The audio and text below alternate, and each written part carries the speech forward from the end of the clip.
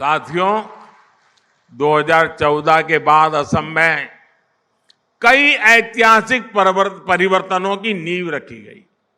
असम में भूमिहीन 2.5 लाख मूल निवासियों को जमीन के अधिकार दिए गए।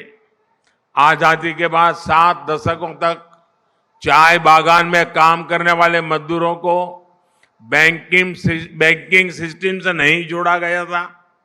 हमारी सरकार ने चाय बागानों में काम करने वाले ऐसे करीब 8 लाख वर्कर्स को बैंकिंग व्यवस्था से जोड़ना शुरू किया।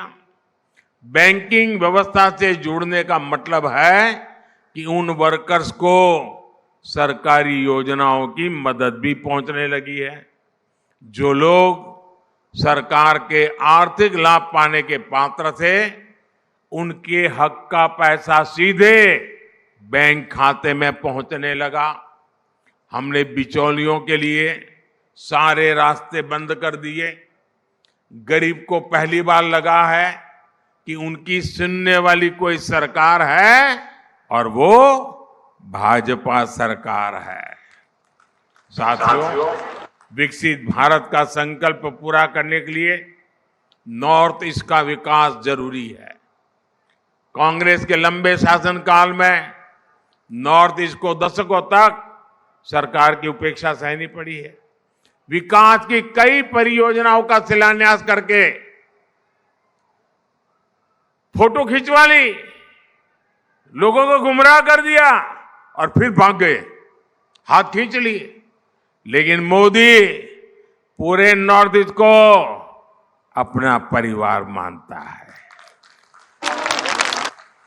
इसलिए हमने उन प्रोजेक्ट को भी पूरा करने पर फोकस किया जिन्हें वर्षों से लटकाया जा रहा था, कागज पर लिख करके छोड़ दिया गया था। भाजपा सरकार ने सराय घाट पर दूसरे ब्रिज, ढोला सदिया ब्रिज और बोगीबील ब्रिज का काम पूरा कर उन्हें देश की सेवा में समर्पित किया। हमारी सरकार के दौरान ही बराक घाटी तक ब्रॉडगेज रेल कनेक्टिविटी का विस्तार हुआ। 2014 के बाद यहां विकास को गति देने वाले कई प्रोजेक्ट शुरू हुए। जोगी धोपा में मल्टी मॉडल लॉजिस्टिक पार्क का निर्माण शुरू हुआ। ब्रह्मपुत्र नदी पर 2 नए पुल बनाने को मंजूरी मिली। 2014 तक असम में सिर्फ एक नेशनल वाटरवे था। आज उत्तर पूर्व में 18 नेशनल वाटरवेज हैं। इंफ्रास्ट्रक्चर के इस विकास के नई औद्योगिक संभावनाएं पैदा हुई। हमारी सरकार ने नॉर्थ ईस्ट के इंडस्ट्रियल इकोसिस्टम को मजबूत बनाने के लिए उन्नति योजना को नए स्वरूप में इसका और विस्तार करते हुए मंजूरी दी है।